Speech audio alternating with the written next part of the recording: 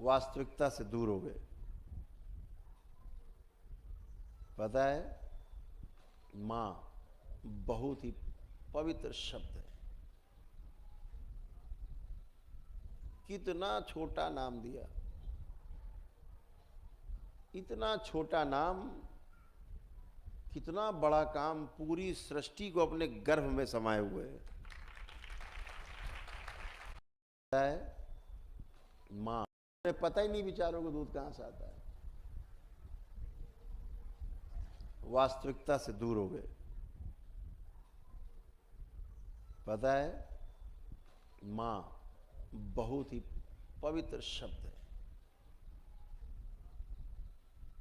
कितना छोटा नाम दिया,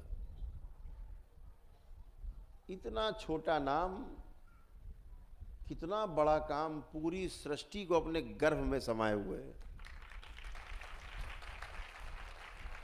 मां बोलिए, जो निरंतर केवल शुभ ही सोचती रहती बच्चों का, ऐसे ही हमारी मां है।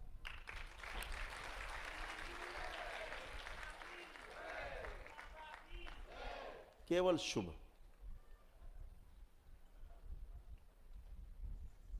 आपको पता है,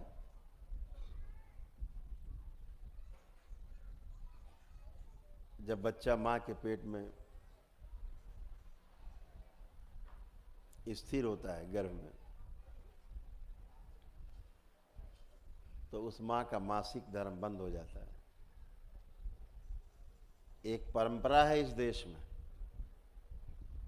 जब पूजा पाठ का काम होगा तो पूछा जाता है, रजस्वला तो नहीं है बिटिया, बहु रजस्वला तो नहीं है, मासिक से तो नहीं है, मासिक से तो पूजा में नहीं बैठ सकते।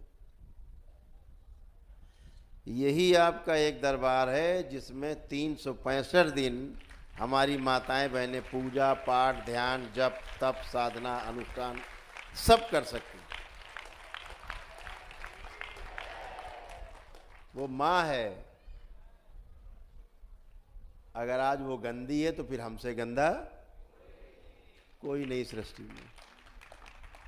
4 दिन वो गंदी नहीं होती, 4 दिन वो सृष्टि के काम में संलग्न रहती है, सृजन में संलग्न रहती है मां।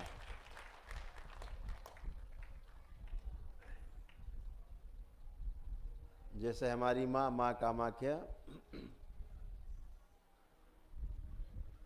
वर्ष में 4 दिन जो कार्यक्रम चलता है, मां उन 4 दिनों में सृजन में रहती है, उस कष्ट से गुजरती है। तो हमारे ऋषि मुनियों ने नियम बनाया कि कष्ट में होगी, कमजोरी महसूस कर रही होगी, तो उससे कहो आराम करे, ऐसा सोच के बनाया। निठल्लों ने क्या कर दिया, ना ना ना दूर, छुआ जो अपवित्र है। तो पहले तो तुम अपवित्र, पहले तुम उठो वहां से, तुम खुद है अपवित्र हो। क्यों?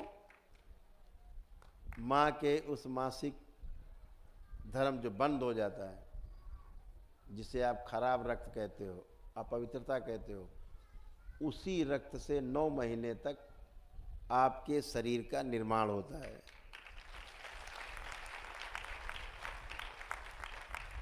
जिस रक्त को तुम अशुद्ध कहते हो, उसी रक्त से तुम्हारा 9 महीने तक मां अपने पेट में निर्माण करती है, अपने खून से। अपने खून से आपको सींचती है मां। इतना ही नहीं, जब आपका जन्म होता है तो बच्चा जब तक दूध पीता रहता है, वही खून गर्भाशय से स्तन तक सब जुड़े हुए अंदर अंदर, वही खून मासिक फिर भी नहीं होता है साल भर तक कम से कम। क्यों? वही खून दूध बन करके फिर आप पीते रहते हो। तो कहा जाता है मां का खून पी पी करके बड़े हुए हो। और जब पूजा पाठ का समय आता तो कहती हो तुम अपवित्र हो।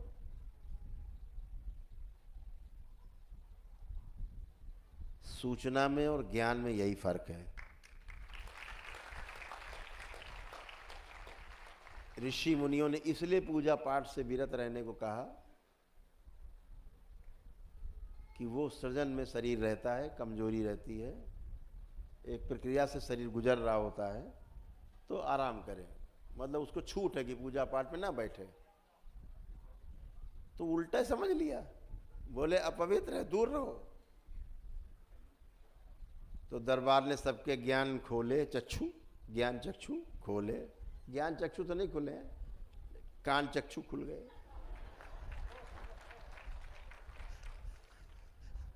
कान चक्षु कि देखो महिलाएं बच्चियां मासिक धर्म में नहीं लेकिन हवन किए हैं, और देखो सब टन होके बैठे हैं, कोई रोक टोक नहीं है। तो फालतू की बकवास नहीं। बकवास कहाँ होगी गुंजाइश? जहाँ पर ज्ञान नहीं है, केवल सूचना है, नॉलेज नहीं है, केवल इंफॉर्मेशन है। आज हमारे देश में जो हिंदू संस्कृति है सबसे बुरे दौर से गुजर रही है, ऊहापोह से। क्योंकि इस संस्कृति के जो धारक वाहक हैं, जिम्मेदार लोग हैं, वो अपनी जिम्मेदारी ठीक से नहीं निभा रहे हैं।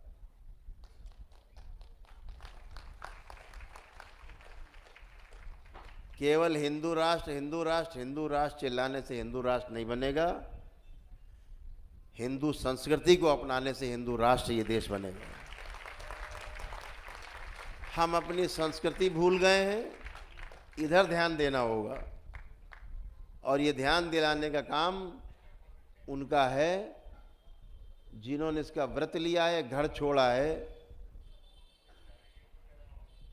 जिन्हें हम साधु कहते हैं, जिन्हें हम संत कहते हैं। हमारे बड़े बड़े देश के जो धर्माचार्य हैं, जिनकी ओर हमारी निगाहें लगी रहती हैं, कोई संवाद नहीं रह गया है जनमानस के साथ।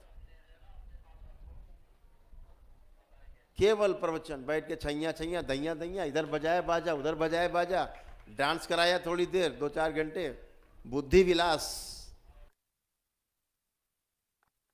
बड़ा मजा आया आज।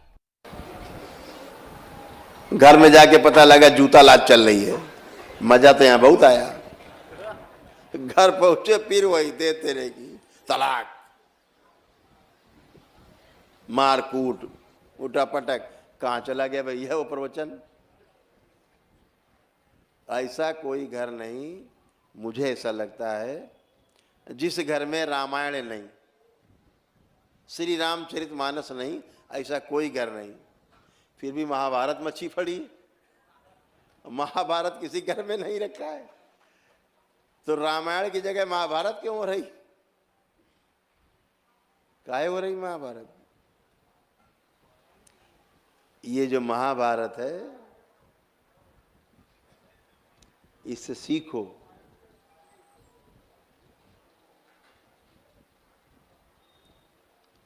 इससे सीखने की जरूरत है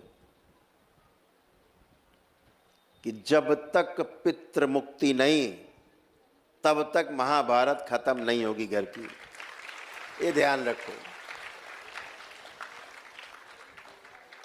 जब तक पितृ मुक्ति नहीं, पितरों की स्मृतियों से मुक्ति नहीं, तब तक ये महाभारत चलती रहेगी।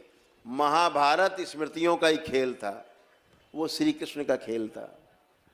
भगवान श्री कृष्ण सब दुष्टों का विनाश करा दिया, उसी में स्मृति डाल दी, सब लड़ मर जाओ सब। आप कल्पना करो, जो गीता हमें शांति का संदेश देती है, वही गीता श्रीमद् भागवत गीता नाम है, प्रभु के द्वारा गाया गया गीत, उसका नाम गीता है। श्रीमद् भागवत गीता का क्या मतलब हुआ? अर्थ प्रभु के श्रीमुख से गाया हुआ गीत, जिसको हम सुन करके अशांति महसूस करते हैं, वही प्रभु के द्वारा स्वयं भगवान श्री कृष्ण के द्वारा कुरुक्षेत्र में गाया हुआ गीत, उसने भयानक युद्ध करा दिया, महाभारत करा दी। वहां का शांति नहीं आई, वो तो स्वयं गाया उन्होंने खड़े होकर के अर्जुन के सामने, 18 अध्याय। तो कायदे से तो युद्ध नहीं होना चाहिए था, शांति आ जानी चाहिए थी। लेकिन इस सृष्टि में जब सृष्टि को काम लेना होता है तो तलवार को सुई बना के उस सुई को तलवार बना के काम ले लेती है।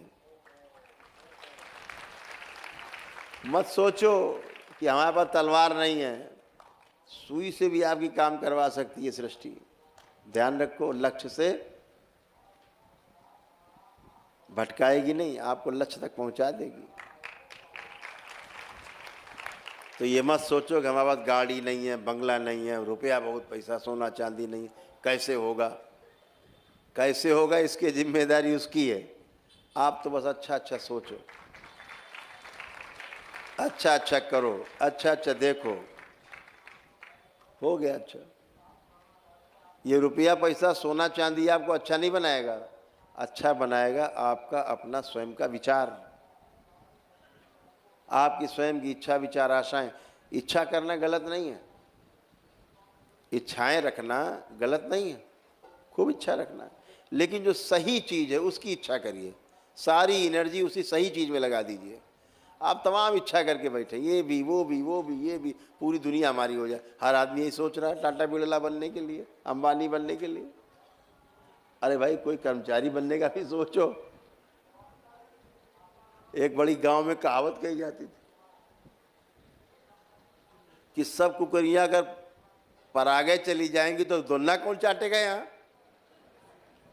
कहावत कही जाती थी गांव में, यानी अगर सब कुत्ते जीते हैं, कुत्ते बिल्ली पराग मतलब प्रयागराज चले जाएंगे तो एक गांव में धुन्ना पत्ता कौन चाटेगा, सफाई कौन करेगा।